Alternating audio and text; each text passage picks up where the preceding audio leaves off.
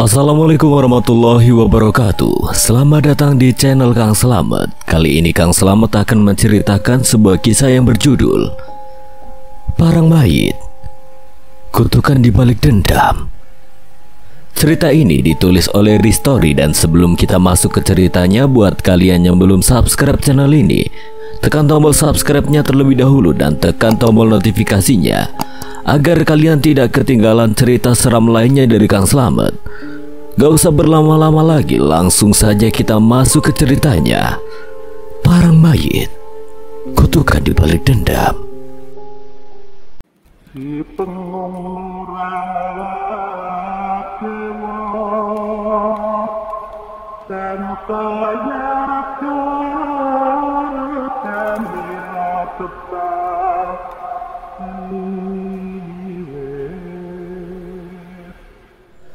Amplop coklat di tangannya terjatuh dan uang di dalamnya berserakan di lantai. Ibu! Surti berlari mendekat, lututnya langsung jatuh ke tanah. Ia melihat wajah ibunya yang pucat dengan darah mengalir dari hidung dan mulut. Tubuh Bu Nurhayati terasa dingin ketika Surti menyentuhnya. Tidak, Ibu bangun, Bu, jangan tinggalkan Surti. Surti mengguncang tubuh ibunya, berharap masih ada respon, namun yang ia dapatkan hanyalah keheningan. Nafas Bu Nurhayati telah berhenti. Surti memeluk tubuh ibunya yang kaku sambil menangis histeris. Air matanya membanjiri wajah ibunya yang tidak lagi bernyawa. Kenapa, Bu? Kenapa sekarang aku sudah dapat uangnya? Kita bisa ke rumah sakit, Bu. Kenapa Ibu gak nunggu aku pulang?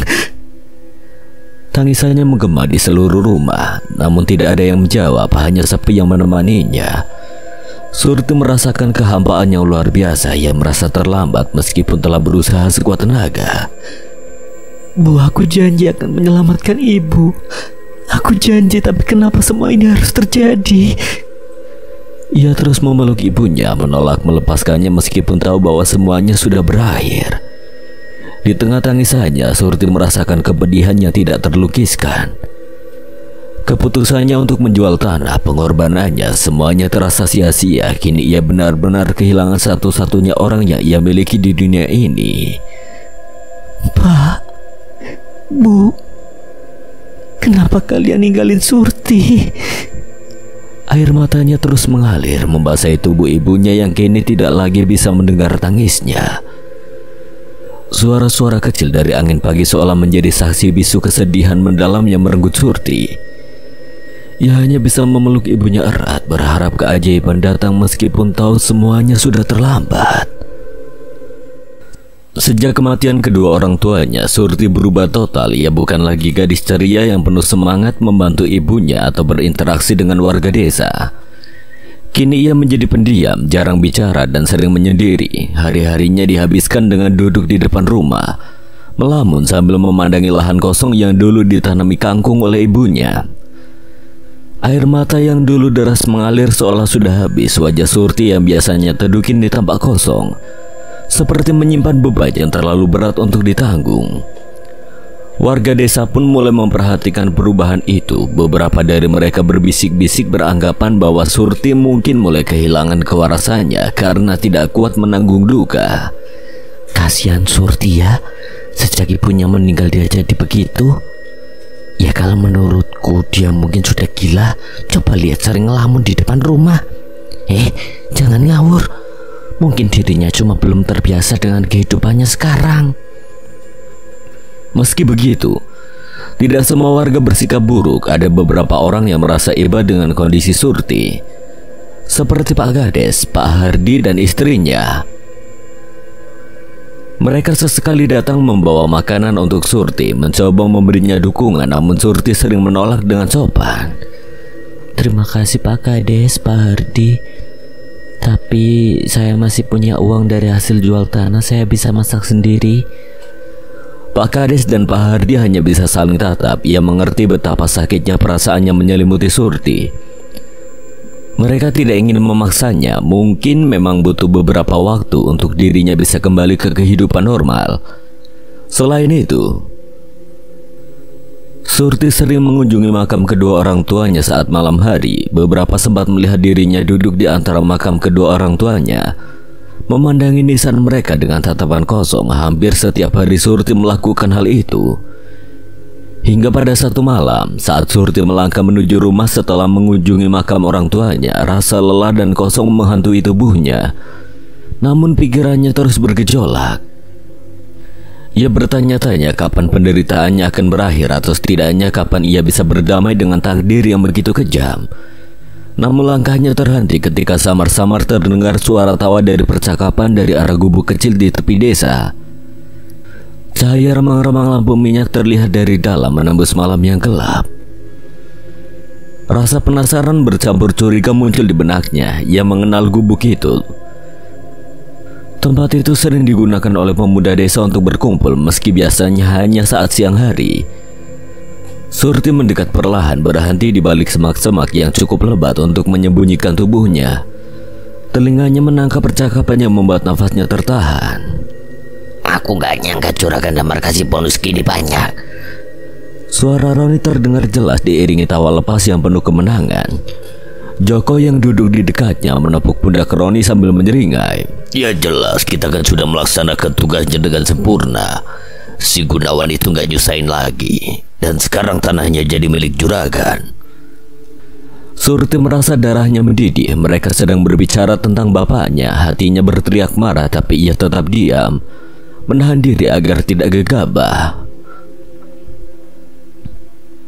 Tapi apa kalian gak takut ketahuan kalau misalnya pihak berwajib atau warga tahu kalian yang melakukannya? Suara salah satu dari dua orang lainnya terdengar sedikit khawatir. Roni tertawa keras, membalas dengan menimpu kulit kacang ke arah pria itu. Kamu ini penakut banget. Kamu pikir Juragan Damar bakal biarin kita celaka? Ya gak mungkin. Uang dia banyak, semua bisa diatur. Polisi, mereka bisa dibungkam. Warga, mereka gak tahu apa-apa. Ya, zaman sekarang uang itu skalanya. Bahkan kalau kita ditangkap sekalipun, kita tinggal kasih sedikit pasti langsung dilepas. Siapa sih yang gak suka duit? Tapi tetap saja, sudah, jangan sok suci. Kalau kamu mau hidup enak, ya kamu harus tahu caranya. Kadang-kadang harga diri juga gak ada artinya dibanding uang yang kita dapat. Lagian siapa yang peduli soal martabat? Yang penting kita kaya. Mereka terus tertawa tanpa rasa bersalah sedikit pun, membicarakan kematian Pak Gunawan seolah itu hanya candaan. Surti yang mendengar semuanya merasa tubuhnya gemetar hebat. Amarah dan dendam membuncah di hatinya. Nafasnya terasa sesak, tangannya mengepal erat hingga kuku-kukunya menusuk telapak tangan. Jadi mereka yang membunuh bapak, pikir Surti. Matanya dipenuhi air mata kemarahan. Namun ia sadar dirinya hanyalah seorang wanita biasa. Melawan mereka secara langsung bukanlah pilihan. Dengan hati yang diliputi kebencian, ia segera kembali ke rumah. Di rumah, Surti duduk termenung di depan meja, pikirannya berkecamuk. Dendam menyelimuti hatinya, namun ia tahu ia tidak akan bisa menghadapi mereka secara fisik. Tiba-tiba, ia teringat sesuatu yang pernah diceritakan almarhum bapaknya. Mbah Kakung dulu orang yang sangat disegani di desa ini, nak. Dia penganut kejawen yang ilmunya sangat tinggi dulu katanya. Mbah Kakung bahkan bisa membunuh tanpa menyentuh. Surti teringat bahwa bapaknya pernah menyimpan beberapa buku dan kitab milik Mbah Kakung di gudang kecil rumah mereka. Sore itu, setelah selesai mengurus ladang, Pak Gunawan mengajak Surti ke gudang kecil di belakang rumah.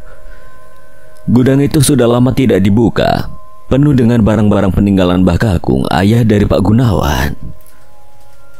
Ayo Surti, bantu bapak beres-beres. Kita pindahkan barang-barang Mbah Kakung ke dalam kotak kayu biar nggak berantakan.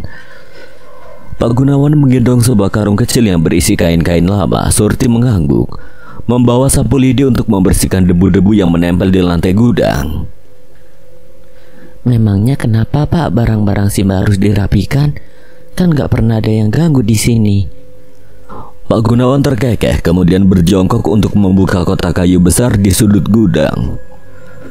Barang-barang ini memang gak ada yang ganggu, tapi bapak gak mau kalau sampai ada yang nemu dan iseng-iseng memakai barangnya Simba itu. Ya, barang Simba itu bukan barang biasa. Bukan barang biasa maksudnya gimana, Pak? Pak Gunawan mengeluarkan beberapa kain yang terlipat rapi dari kotak itu, lalu menunjukkannya kepada Surti. Lihat ini, nak.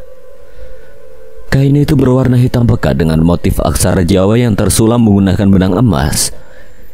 Di sisi kain terdapat raja berupa simbol-simbol aneh yang tidak Surti kenali. Ini kain apa, Pak? Kok tulisannya nggak kayak tulisan Jawa biasa? Kain ini dulu dipakai Simba Kakung untuk semedi. Katanya ini pelindung dari gangguan makhluk halus. Simba Kakung itu orang yang ilmunya tinggi, nak. Dia penganut kejawen, paham betul soal dunia yang gak kasat mata. Pak Gunawan melipat kembali kain itu dengan cermat, memasukkannya ke dalam kotak kayu lain. Sementara Surti melanjutkan merapikan barang-barang lain, ia menemukan sebuah kitab tua dengan sampul hitam yang sudah usang. Pak, ini apa? Pak Gunawan yang sedang menata barang-barang terkejut melihat kitab itu di tangan Surti. Dengan sigap ia merampas kitab tersebut dan memeluknya erat. Jangan dibaca, Surti. Ini bukan buku yang boleh sembarangan dilihat. Surti mengerenyit merasa heran dengan reaksi bapaknya. Kenapa, Pak? Kan cuma buku, apa itu punya Simba juga? Pak Gunawan menghela nafas panjang. Ia memandang kitab itu dengan ekspresi campuran antara segan dan takut. Ini kitab yang Simba tinggalkan, isinya ilmu-ilmu yang gak main-main. Kalau dipakai oleh orang yang salah bisa bawa celaka. Simba dulu nyimpen ini buat jaga-jaga, tapi bapak nggak pernah berani buka. Kalau begitu kenapa nggak dimusnahkan saja, Pak? Bukan perkara mudah, nak. Kitab ini bukan cuma benda biasa. Ada yang percaya kalau benda kayak gini punya penghuni. Kalau kita coba memusnahkan tanpa ilmu yang cukup, malah kita yang celaka. Surti hanya mengangguk. Meski ia belum sepenuhnya mengerti, bapaknya kemudian memasukkan kitab itu ke dalam kotak kayu besar, lalu menguncinya rapat-rapat. Dengar, Surti, kalau satu hari bapak udah nggak ada, jangan pernah main-main sama barang-barang ini, yo. Biarin aja mereka di sini, jangan dibuka apalagi dipakai. Iya, Pak, Surti janji. Hari itu mereka menyelesaikan merapikan barang-barang di gudang dengan hati-hati. Namun di dalam hati kecilnya, Surti merasa penasaran dengan apa yang sebenarnya ada dalam kitab hitam itu dan kenapa bapaknya begitu melarangnya untuk menyentuhnya. Buku itu pasti bisa membantuku untuk membalas dendam pada si Damar dan anak buahnya. Malam itu Surti menyalakan lentera kecil dan berjalan menuju gudang belakang rumah. Hujan gerimis yang mengguyur desa hanya memperdalam keheningan, membuat langkahnya terasa berat namun penuh tekad. Gudang itu sudah lama tidak dia masuki sejak bapaknya meninggal, dan malam ini ia memutuskan untuk membuka kembali barang-barang peninggalan Mbah Kakung yang dulu dilarang keras untuk disentuh. Ia mendorong pintu gudang yang sudah lapuk. Bunyi derit pintu terdengar menyayat mengisi udara dingin malam itu. Debu-debu berterbangan saat ia menggeser beberapa barang untuk menemukan kotak kayu yang diingatnya pernah digunakan bapaknya menyimpan barang-barang milik Mbah Kakung. Dengan penuh hati-hati, Surti membuka kotak kayu yang penuh dengan kain dan benda-benda lainnya. Tangannya dengan sabar menyelami setiap sudut kotak hingga menemukan tumpukan buku-buku tua yang sudah usang. Sampulnya mengelupas, lembarannya terlihat rapuh dengan aksara Jawa kuno yang menghiasi setiap halaman. Salah satu buku mencuri perhatian Surti. Sebuah kitab kecil bersampul hitam pekat dengan ornamen raja yang samar-samar terpampang di bagian depan. Ia mengenali kitab itu, buku yang dulu disingkirkan bapaknya dengan wajah tegang. Perlahan ia membuka halaman pertama. Tulisan aksara Jawa bercampur bahasa Jawa Tengahan tampak memenuhi halaman itu.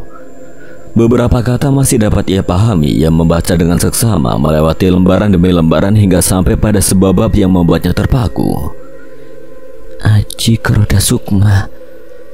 Tulisan itu terukir dengan tinta merah yang pudar. Penjelasan di bawahnya membuat Surti merasakan desiran aneh di punggungnya.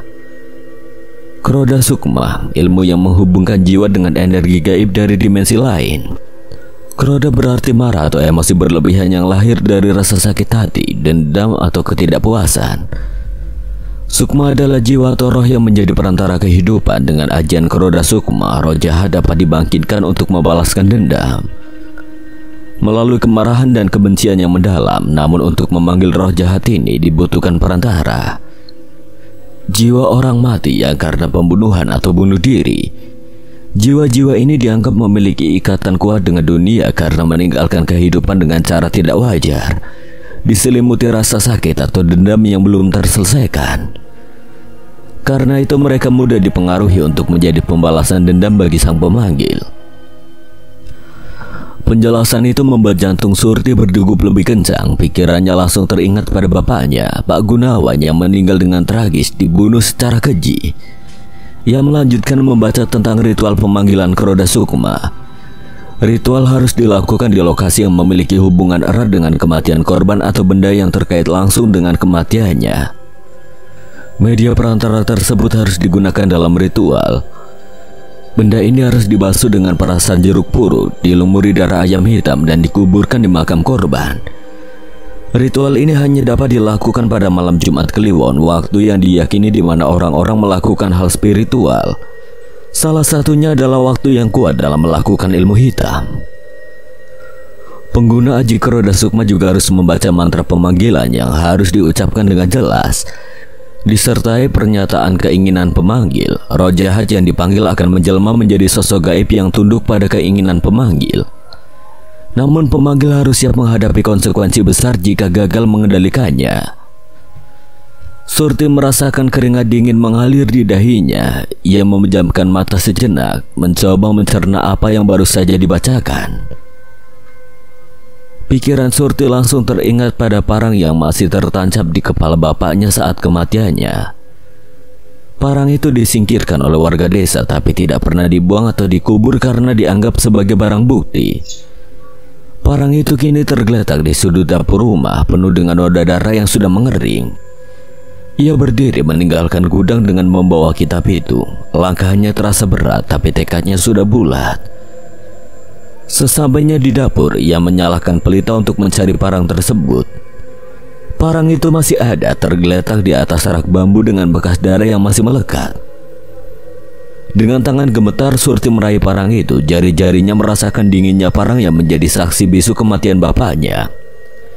Ia menggenggam parang itu erat-erat, matanya tertuju pada kalender di dinding rumah. Ia mencari tanggal Jumat Kliwon terdekat. 4 hari lagi. Ia tahu malam itu akan menjadi penentu segalanya. Jika ini berhasil, ia akan membalaskan dendamnya kepada mereka yang telah menghancurkan hidupnya. Namun ia juga sadar bahwa ilmu seperti ini tidak main-main.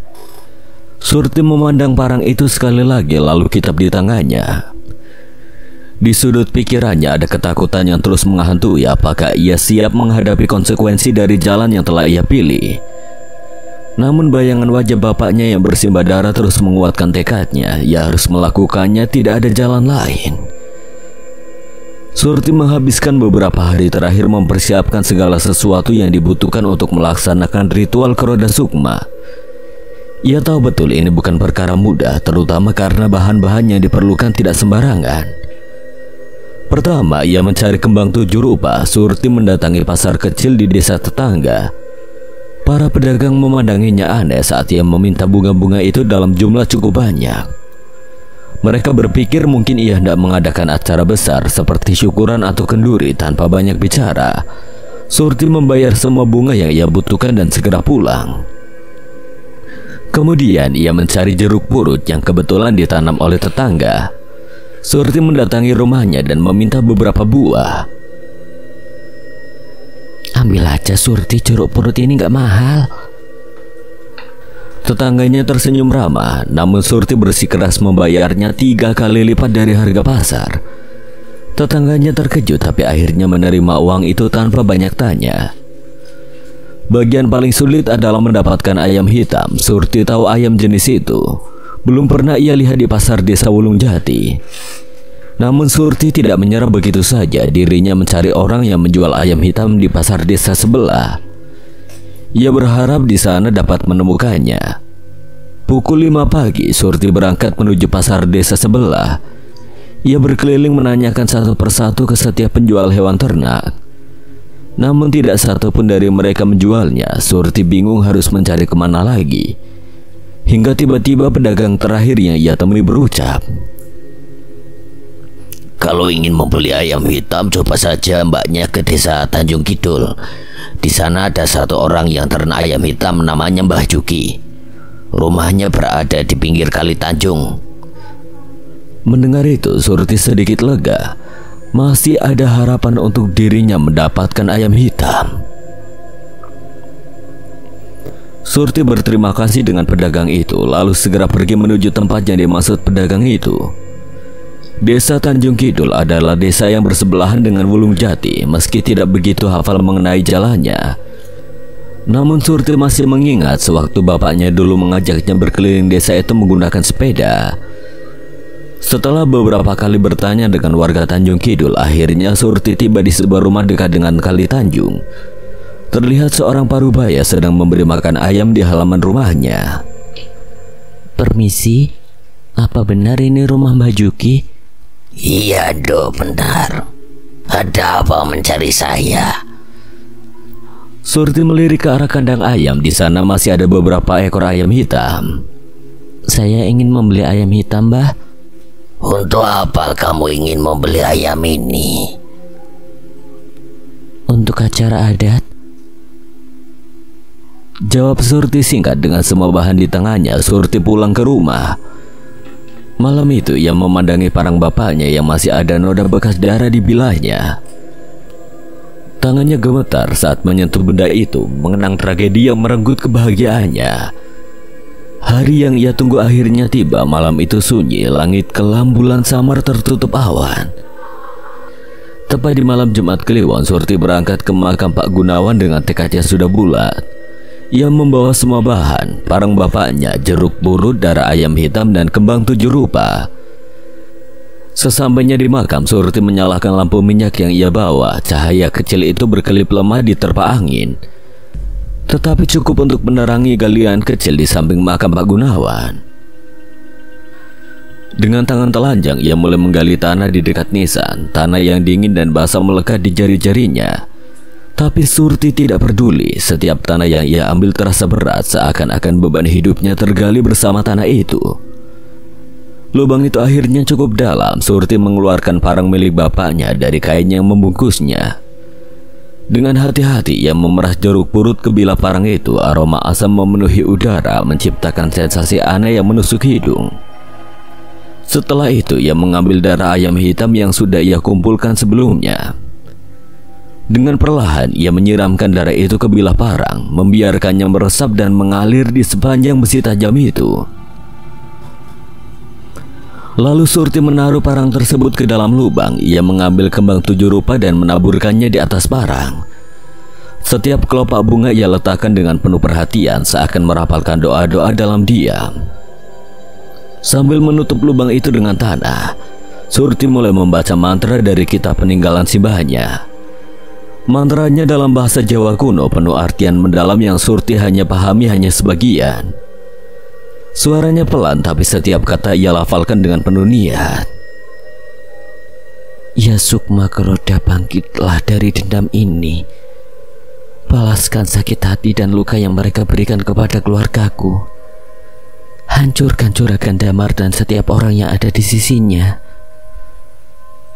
Selesai mengubur lubang itu, Surti merasakan angin dingin yang tiba-tiba bertiup kencang, seakan menjadi pertanda sesuatu telah berubah. Matanya tajam menatap makam Pak Gunawan seolah meminta restu untuk apa yang telah ia lakukan. Dengan ritual yang selesai, Surti berdiri. Tekadnya kini sudah menyatu dengan rasa dendam yang membara di dadanya. Malam itu ia pulang ke rumah membawa harapan dan ketakutan akan apa yang terjadi selanjutnya.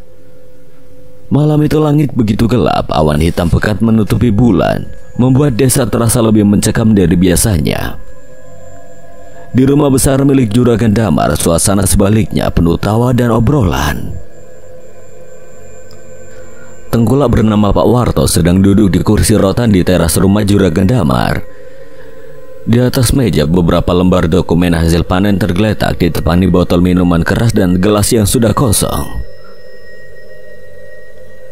Jadi begini Pak Warto, hasil panen tahun ini bagus tapi harga di pasar turun drastis. Kalau mau jual ke saya, ya harus rela harganya di bawah standar. Tapi juragan, panen tahun ini susah. Banyak petani yang ngeluh soal pupuk mahal. Kalau harganya terlalu rendah, warga nggak bakal dapat untung. Juragan Damar terkekeh menepuk pundak Pak Warto. Pak Warto, kita ini sama-sama pengusaha. Petani itu nggak perlu untung banyak, asal mereka bisa makan. Yang penting kita yang pegang pasar gimana? Baiklah juragan, tapi saya minta bonus buat kerja sama ini, biar saya bisa kasih sedikit ke petani supaya mereka nggak curiga. Pak Warto memang pintar, tenang saja. Besok saya kasih bonus tambahan. Yang penting jangan sampai petani tahu soal permainan harga ini. Pak Warto pamit. Setelah percakapan itu, ia menyalakan lampu minyak kecilnya dan berjalan pulang melewati jalan setapak yang gelap. Sepanjang jalan pikirannya penuh rencana licik, tapi ada rasa lega karena kerjasamanya dengan Juragan Damar semakin erat. Namun langkahnya tiba-tiba berhenti di antara keheningan malam. Terdengar suara aneh, suara parang yang diseret di atas tanah. Suara itu datang dari arah semak-semak di sisi jalan. Pak Warto berhenti mencoba memastikan apa yang baru saja didengarnya. Siapa di sana? Tidak ada jawaban, hanya suara itu yang semakin jelas mendekat perlahan. Pak Warto mengarahkan lampu minyaknya ke arah suara, matanya mencari-cari sesuatu di kegelapan.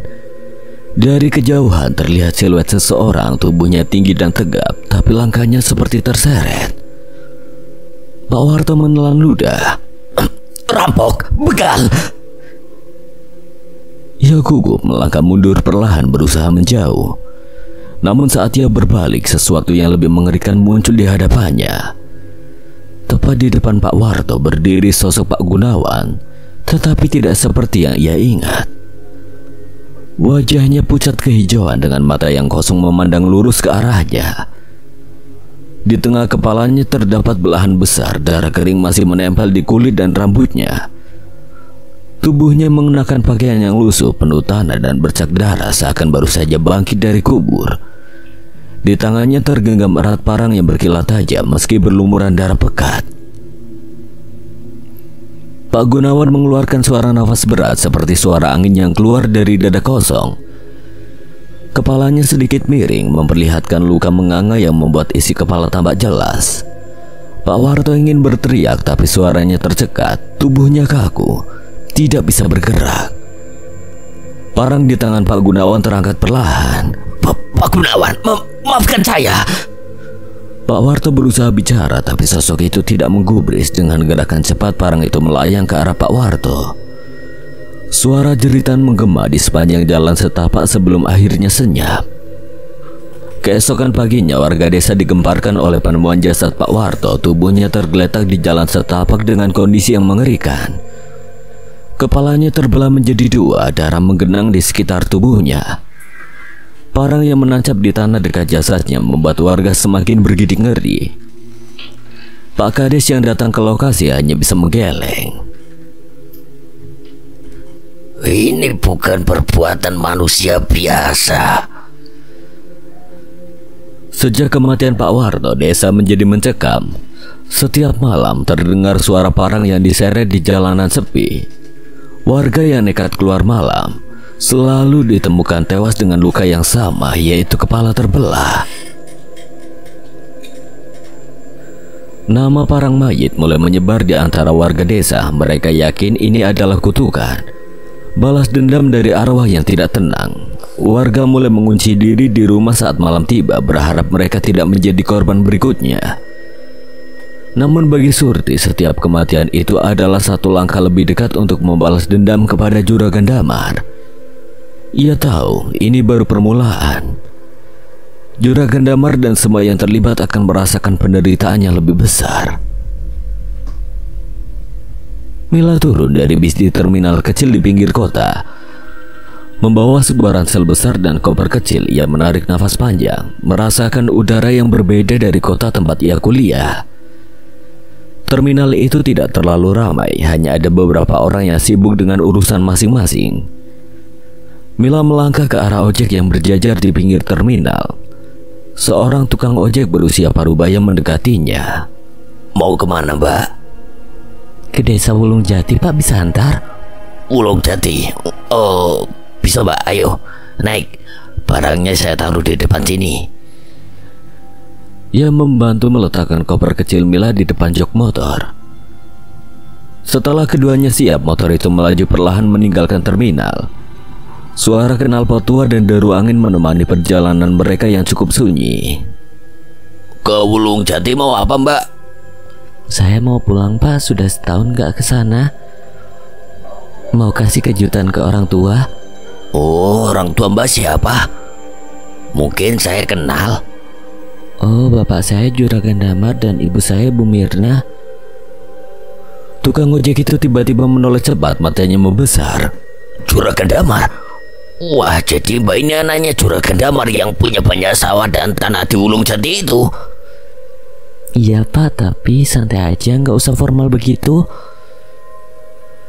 Wajah tukang ojek itu berubah penuh hormat, namun Mila segera melanjutkan. Saya ini biasa aja, Pak, sama seperti orang lain, jadi nggak perlu terlalu berlebihan. Tukang ojek itu mengangguk meski masih tampak canggung. Perjalanan berlanjut dan mereka melewati hamparan sawah serta hutan kecil yang memisahkan desa. Mila memandang keluar, menikmati pemandangan yang sudah lama tidak ia lihat. Namun rasa rindu itu terganggu ketika tukang ojek tiba-tiba berbicara. Desa Wulung Jati sekarang sedang gak seperti dulu, Mbak. Maksudnya, Pak? Tukang ojek tampak ragu sejenak, seperti tidak sengaja mengucapkan sesuatu. Maaf, Mbak, gak ada apa-apa kok. Pak, tolong ceritakan apa yang sebenarnya terjadi di Wulung Jati. Setelah didesak, tukang ojek itu akhirnya menghela nafas berat. Desa Wulung Jati sekarang sedang dalam teror, Mbak. Teror dari parang mayit. Parang mayit? Katanya itu arwah gentayangan yang membawa parang tiap malam. Siapapun yang keluar rumah bakal ditemukan tewas dengan kepala terbelah keesokan harinya. Mila merinding mendengar cerita itu, tapi ia mencoba menyangkal. Mungkin cuma cerita orang kampung saja, Pak. Desas-desus. Semua orang di desa takut, Mbak. Saya sendiri gak berani masuk Wulung Jati kalau malam. Perjalanan mereka pun berlanjut dalam keheningan sampai akhirnya gerbang besar desa Wulung Jati terlihat di kejauhan. Setibanya di gerbang desa, Mila turun dari motor. Ia mengeluarkan uang lebih untuk membayar jasa tukang ojek ini.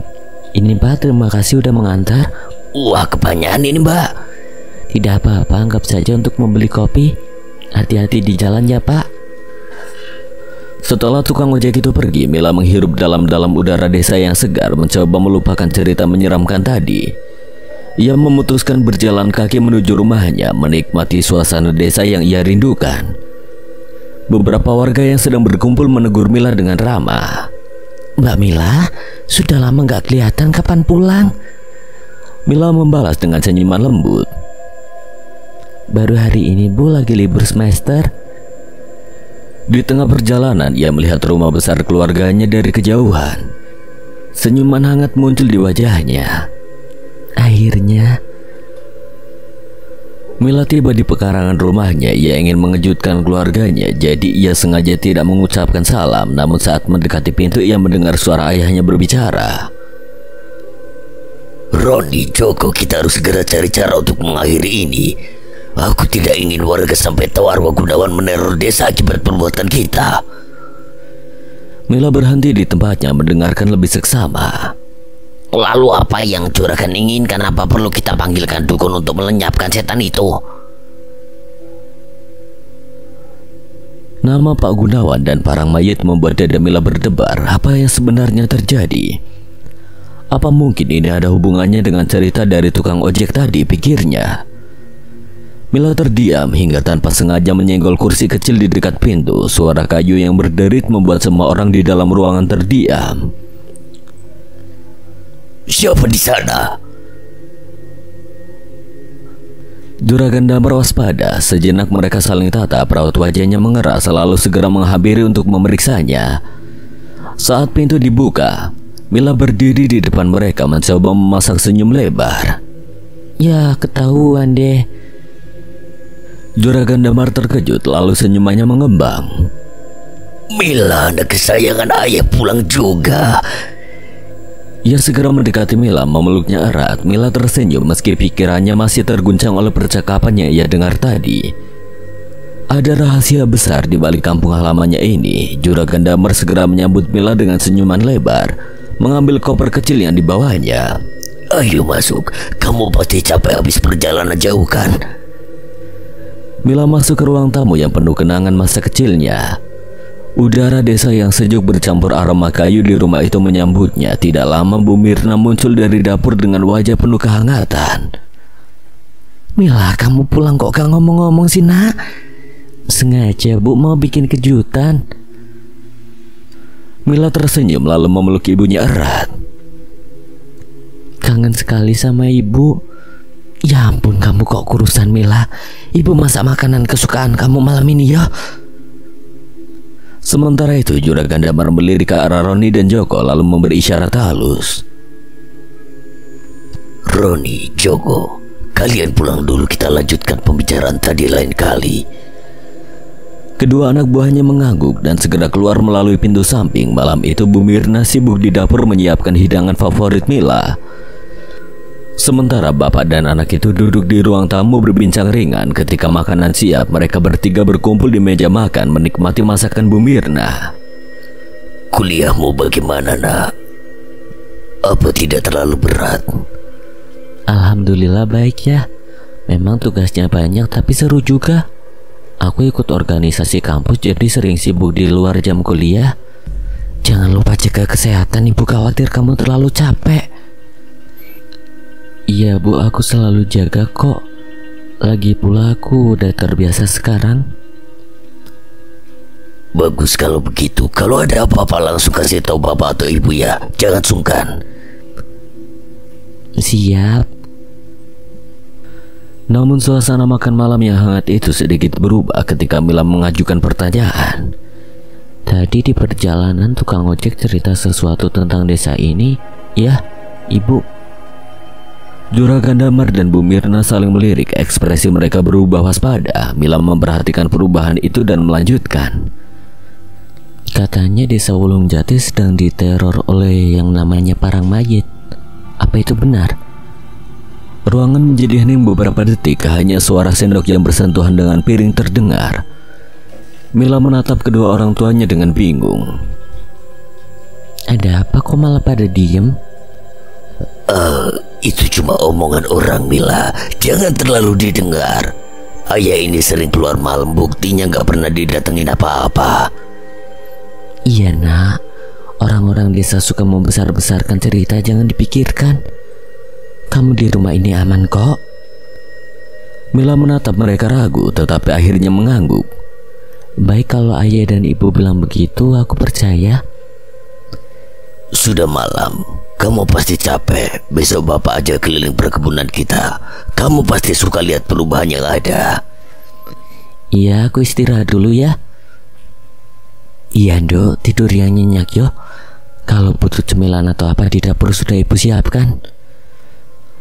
Mila mengangguk lalu segera menuju kamar lamanya di ujung rumah. Ia mendorong pintu kayu yang berderet pelan, lalu melihat ruangan itu masih sama seperti setahun lalu.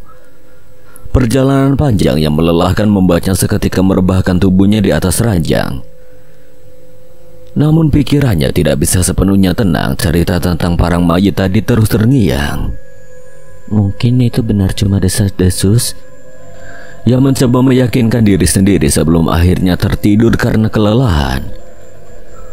Pagi itu langit desa Wulung Jati tampak cerah. Mila berdiri di depan rumah, memandangi ayahnya yang tengah memeriksa kondisi jeep hitam kebanggaannya.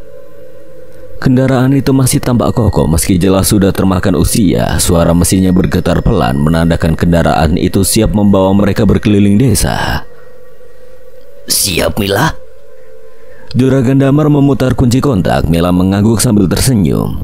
Siap ya, aku penasaran lihat ladang dan kebun kita sekarang. Kamu pasti akan terkejut. Perkebunan kita sudah jauh lebih maju dibanding setahun lalu. Mereka mulai berkeliling desa. Jalanan tanah berdebu sedikit berguncang di bawah roda jeep hitam itu. Di sepanjang jalan, para warga menyapa dengan ramah. Beberapa bahkan melambaikan tangan dengan penuh hormat. Selamat pagi juragan, selamat pagi Nona Mila. Mila membalas sapaan itu dengan hangat meski ada sesuatu yang membuatnya merasa sedikit aneh. Juragan Damar tampak lebih ramah dari biasanya. Dulu ia jarang sekali membalas sapaan dari warga desa. Ya, tadi itu siapa? Oh, itu adalah Pak Rahmat. Dia yang ngelola kebun kacang di pinggir desa. Mila mengangguk kecil, lalu kembali menikmati pemandangan desa yang terasa begitu akrab namun sekaligus asing baginya. Namun saat mereka mendekati pinggiran desa, perhatian Mila tertuju pada sebuah rumah di tepi jalan. Rumah itu sederhana, hampir lusuh. Catnya sudah mengelupas dan halaman depannya dipenuhi ilalang yang tumbuh liar. Di depan rumah duduk seorang wanita muda yang melamun memandangi tanah di bawahnya tanpa ekspresi. Itu Surti kan? Mila menunjuk, ingatannya langsung tertuju pada masa kecilnya. Teman kecilku dulu. Juragan Damar melirik ke arah rumah itu sekilas, wajahnya seketika berubah tampak tegang. Iya, itu Surti. Mila mengamati Surti lebih seksama. Gadis itu tampak sangat berbeda dari yang ia ingat. Rambutnya kusut, tubuhnya kurus, dan wajahnya penuh dengan gurat kelelahan. Ketika jeep mereka mendekat, Surti menoleh. Tatapannya tajam seperti menembus dada Mila. Mila tersentak. Surti berdiri lalu tanpa berkata apa-apa ia masuk ke dalam rumah, membiarkan pintunya tertutup pelan di belakangnya. Ada apa dengannya? Kenapa dia seperti itu? Juragan Damar menghela nafas panjang, pandangannya tetap lurus ke jalanan di depan. Surti kehilangan kedua orang tuanya Mila. Sejak itu hidupnya berubah. Kehilangan? Bagaimana bisa ya? Apa yang sebenarnya terjadi? Bapaknya dibunuh dan ibunya meninggal karena sakit tidak lama setelah itu. Jawaban Juragan Damar nadanya datar seolah tidak ingin membahas lebih lanjut. Mila menutup mulut dengan tangan, terkejut. Kasihan sekali. Kok bisa ada orang yang tega membunuh Pak Gunawan? Inilah kehidupan Mila. Kadang nasib buruk datang tanpa peringatan. Mila terdiam. Ia ingat betapa cerianya Surti saat mereka masih kecil. Mereka sering bermain di sawah atau berenang di sungai bersama. Kini Surti tampak seperti bayangan kelam dari masa lalu. Nanti aku mau mampir ke rumahnya, siapa tahu dia butuh teman untuk bercerita. Juragan Damar tersentak, wajahnya yang biasanya tenang berubah tegang. Ia menoleh cepat ke arah putrinya. Jangan dekati dia Mila. Kenapa? Surti itu temanku, aku cuma Dia bukan Surti yang kamu kenal dulu. Sejak kematian orang tuanya dia berubah. Dia kehilangan akal. Siapapun yang mendekatinya dia serang dengan parang. Parang? Juragan Damar mengangguk pelan, tatapannya gelap. Iya, banyak keluarga yang sudah menjadi korban. Mereka hanya ingin membantu tapi malah diserang. Lebih baik kamu menjauhinya. Mila tidak menjawab, pikirannya masih bergulat antara rasa takut dan simpati yang mendalam. Apa yang sebenarnya terjadi kepada Surti? Ketegangan itu menemani perjalanan mereka hingga kembali ke rumah. Mila tidak lagi berbicara sepanjang jalan, namun di dalam hatinya ia tahu bahwa ia tidak akan bisa mengabaikan Surti begitu saja. Jam dinding berdetak perlahan di tengah kesunyian malam. Mila terlelap dalam tidurnya setelah makan malam bersama keluarganya. Namun tepat di tengah malam ia terbangun dengan tiba-tiba. Tenggorokannya kering, serasa ada bara api yang membakar. Ia meraba meja kecil di samping tempat tidur, berharap menemukan air. Dengan enggan ia bangkit dari ranjang, langkahnya pelan berusaha tidak menimbulkan suara. Suasana rumah begitu sunyi, hanya desau angin malam terdengar samar di luar. Mila menuju dapur dalam gelap, matanya masih setengah terpejam. Teko air di atas meja kayu tua menyelamatkannya. Rasa lega mulai mengalir di tenggorokannya, namun ketika Mila hendak kembali ke kamar, langkahnya terhenti. Telinganya menangkap suara aneh dari luar rumah. Itu suara besi, seperti sesuatu yang berat diseret di atas tanah. Suara itu terdengar jelas berasal dari jalanan desa di depan rumah. Suara apa itu? Gumam Mila pelan namun cukup untuk menggema di dalam kepalanya. Penasaran, ia berjalan perlahan ke ruang tamu. Tirai tipis di jendela bergoyang lembut tertiup angin. Mila mendekat, mengintip dari balik kain yang sudah mulai lusuh warnanya. Matanya menelisik ke segala arah. Tidak ada apa-apa di sana. Hanya keheningan malam dan angin yang menggoyangkan pepohonan. Namun saat melirik ke arah lantai teras rumah, nampak bercak darah yang mengotori lantai. Bau anyir samar tercium. Itu darah apa? Penasaran, Mila segera keluar rumah. Bau anyir dan tanah merah seketika menyambutnya, membuat Mila seketika mengelus tengkuknya. Dirinya takut, namun rasa penasaran lebih besar dari rasa takutnya. Ia mendekati bercak itu, lalu berjongkok untuk memastikannya. Mila tertegun saat melihat bercak darah yang terlihat masih baru, namun anehnya lagi ada serpihan tanah merah yang berceceran bersama darah itu. Mila telingukan mencari dari mana asal darah dan tanah merah ini. Namun hanya keheningannya ia temukan. Bulu kuduknya kembali meremang. Pikiran negatif mulai menghantuinya. Cepat-cepat Mila segera masuk ke dalam rumah. Ia memutuskan untuk tidur kembali dengan memaku pikiran kalau itu hanya darah hewan. Saat pagi tiba, Mila kembali memastikan apa yang ia lihat, namun anehnya tidak ada bercak apapun di sana. Ibunya yang saat itu baru pulang dari warung merasa heran dengan Mila. Kamu nyari apa, Nak? Ibu tadi membersihkan teras rumah atau enggak? Maksud kamu, semalam aku lihat ada bercak darah dan tanah merah, Bu. Bangun tidur ibu langsung ke warung, Nak. Belum sempat membersihkan lantai. Mila bingung apa yang terjadi kepadanya. Ia sadar kalau semalam bukan mimpi. Tapi kenapa darah dan tanah itu menghilang, sedangkan Bu Mirna sendiri belum membersihkan teras rumah? Nah, bantu ibu masak yuk. Sudah lama ibu tidak masak bareng kamu. Mila hanya mengangguk, masih tidak percaya dengan keanehan yang ia alami.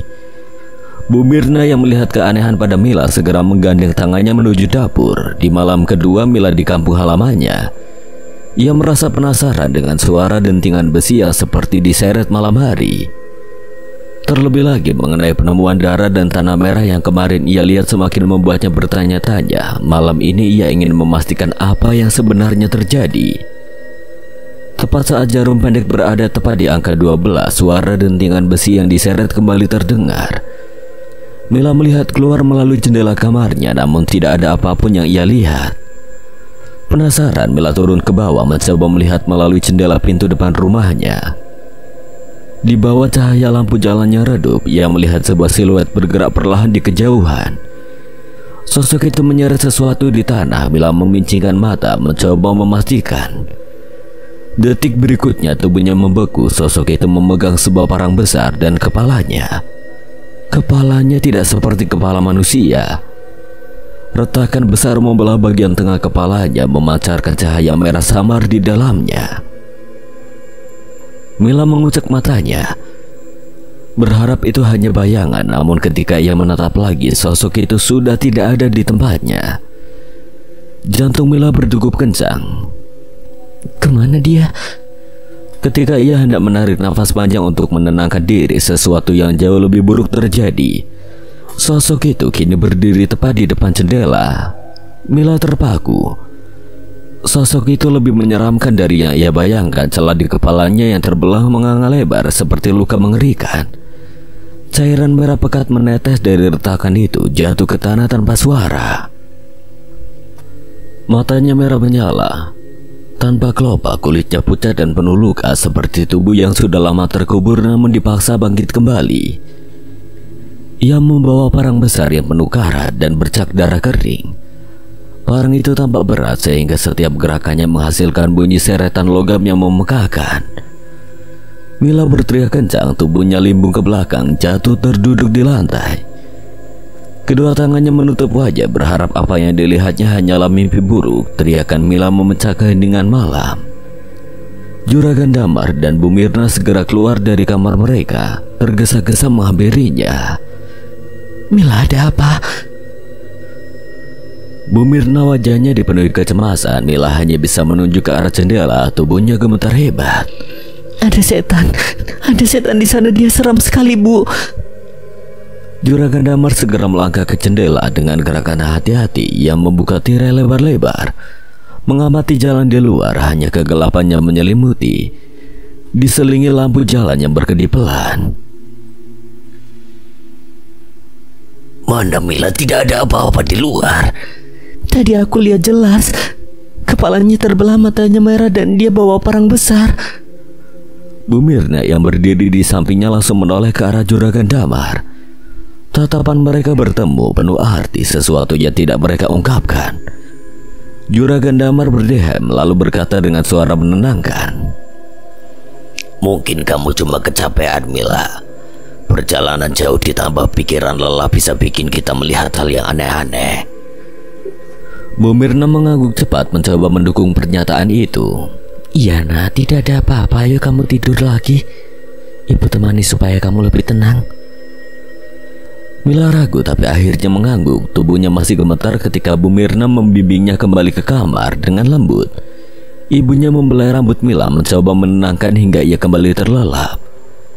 Namun di ruang tamu, Juragan Damar masih berdiri mematung di depan jendela. Pandangannya lurus ke jalanan desa yang kosong, ekspresinya tegang, napasnya berat. Dia tahu apa yang dilihat Mila bukan sekedar imajinasi. Sosok itu benar-benar ada, dan kini ia semakin dekat. Mila duduk di meja makan bersama Juragan Damar dan Bu Mirna. Sarapan pagi tersaji sederhana, namun kehangatan keluarga terasa dalam setiap suapan. Meski demikian, Mila terlihat gelisah. Pikirannya terus dihantui oleh sosok menyeramkan yang ia lihat semalam. Kepala terbelah, tatapan merah menyala, dan denting parang yang menyeret tanah. Sudahlah, Nak, mungkin itu cuma mimpi buruk. Kamu pasti terlalu lelah. Juragan Damar mengangguk sambil menyendok nasi ke piringnya. Iya, jangan terlalu dipikirkan. Lebih baik santai saja hari ini di rumah. Mila tersenyum tipis sekedar menenangkan orang tuanya, namun dalam hatinya rasa penasaran dan ngeri terus menggelayut.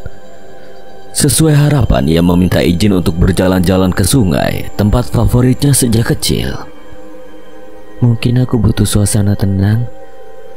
Ia mengangkat bahu. Juragan Damar dan Bu Mirna saling berpandangan. Raut wajah mereka berubah sejenak sebelum akhirnya mengangguk. Hati-hati di jalannya, Nak, jangan terlalu lama di luar. Mila mengangguk dan segera melangkah keluar rumah. Jalan menuju sungai terasa begitu akrab. Gemericik air mulai terdengar ketika ia mendekati tepi sungai yang jernih, dikelilingi pepohonan rindang. Mila duduk di atas batu besar, membiarkan kakinya menggantung di atas air yang dingin. Bayangan masa kecilnya bersama teman-teman bermain di sungai itu perlahan muncul.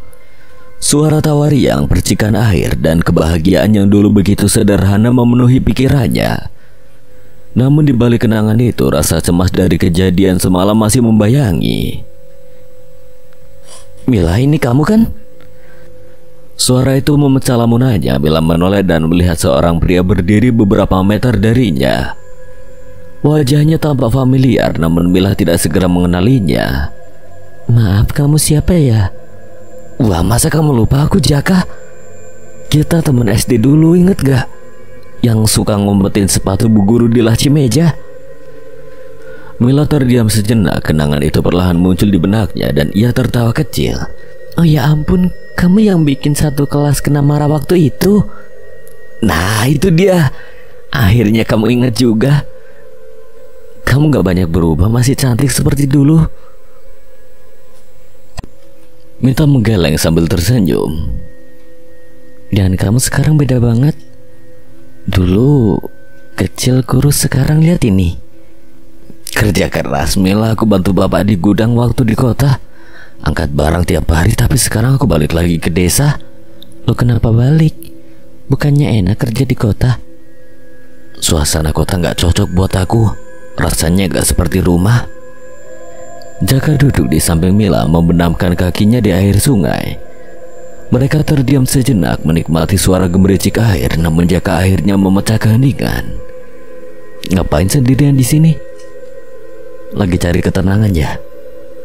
Iya. Di kota semuanya terlalu sibuk dan bising. Kadang aku rindu suasana desa yang tenang. Desa ini memang damai, tapi akhir-akhir ini ada yang berubah. Berubah? Maksudnya apa? Jaka ragu-ragu sejenak lalu menatap Mila dengan sorot serius. Aku yakin kamu udah dengar soal itu, parang mayit. Pernyataan itu membuat Mila tersentak. Ia menatap Jaka dengan tatapan penuh tanya. Kamu tahu soal itu? Aku dengar dari tukang ojek, tapi aku pikir itu cuma cerita orang-orang. Jaka menghela nafas berat. Aku juga harap itu cuma cerita. Tapi ini nyata, Mil. Ada banyak korban. Orang-orang di desa mulai takut keluar malam. Aku sendiri gak habis pikir kenapa ini terjadi sekarang. Mila menunduk, pikirannya kacau. Ia masih sulit menerima kenyataan bahwa desa yang ia cintai menyimpan misteri kelam seperti ini. Dan ada hal lain yang lebih aneh. Mila mengangkat wajah, menatapnya dengan tatapan tajam. Apa maksud kamu? Semua korban punya satu kesamaan. Kesamaan apa? Mereka semua punya hubungan langsung atau nggak langsung dengan keluargamu, Mil. Aku nggak nuduh. Tapi kamu harus tahu ini. Dada Mila berdegup kencang. Kata-kata Jaka menghantamnya seperti tamparan keras. Ia memandang Jaka, matanya penuh kebingungan dan kengerian. Hubungan dengan keluargaku. Mila mengulang kata-kata itu hampir berbisik. Jaka mencoba menjelaskan agar tidak terjadi salah paham. Dari kematian Pak Warto, tengkulak yang biasa bekerja sama dengan Juragan Damar, petani yang bekerja di bawah kaki tangan Juragan Damar, mereka menjadi korban dengan kematian yang serupa. Kepala mereka terbelah akibat terkena hantaman benda tajam, namun pihak berwajib belum bisa menemukan pelakunya. Kepala yang terbelah. Kondisi itu mengingatkan Mila pada sosok yang ia lihat semalam membawa parang dan kepala yang terbelah. Tapi kenapa ini bisa ada hubungannya dengan keluarganya? Iya, Mil, mereka tewas secara mengenaskan. Mila terdiam, perasaan takut membuat jantungnya terasa lemas. Bukan hanya karena sosok yang dilihatnya semalam, namun juga karena takut kalau perkataan Jaka benar. Kalau ini semua ada hubungannya dengan keluarganya. Sebenarnya sosok parang mayit itu siapa, Jaka? Kamu tahu? Meski Mila takut, namun rasa penasaran membuatnya tidak bisa berhenti mengorek lebih dalam. Kalau dari desas-desus yang aku dengar sih, katanya itu arwah Pak Gunawan yang ingin balas dendam atas kematiannya. Mila membelalak, tidak percaya dengan apa yang ia dengar. Maksud kamu Pak Gunawan orang tuanya Surti? Iya, Mil. Pak Gunawan bapaknya Surti. Jantung Mila terasa ingin copot. Ia tahu betul sifat Pak Gunawan yang sangat ramah dengan warga. Orangnya begitu baik, tapi kenapa arwahnya gentayangan dan menyimpan dendam? Tidak mungkin jika tidak ada penyebabnya. Meski takut, Mila merasa harus mencari informasi lebih dalam lagi. Ia takut kalau keluarganya benar ada sangkut pautnya dengan semua ini, dan satu-satunya orang yang bisa menjelaskan adalah Surti itu sendiri. Jaka, kamu mau temenin aku nggak? Temenin kemana? Aku ingin memastikan apakah benar keluargaku ada sangkut pautnya dengan parang mayit. Memangnya apa yang ingin kamu lakukan, Mil? Aku ingin mencari tahu langsung dari Surti. Kamu mau bantu aku kan? Jaka terdiam sejenak, berpikir, matanya menatap lurus ke depan sebelum akhirnya ia tersenyum tipis. Baiklah, Mil, aku akan bantu. Kalau Surti memang satu-satunya orang yang bisa menjelaskan ini.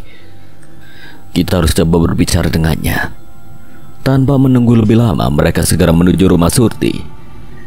Desas-desus tentang perilaku aneh Surti yang sering menolak tamu bahkan menyerang siapa saja yang mendekat tidak membuat Mila mundur.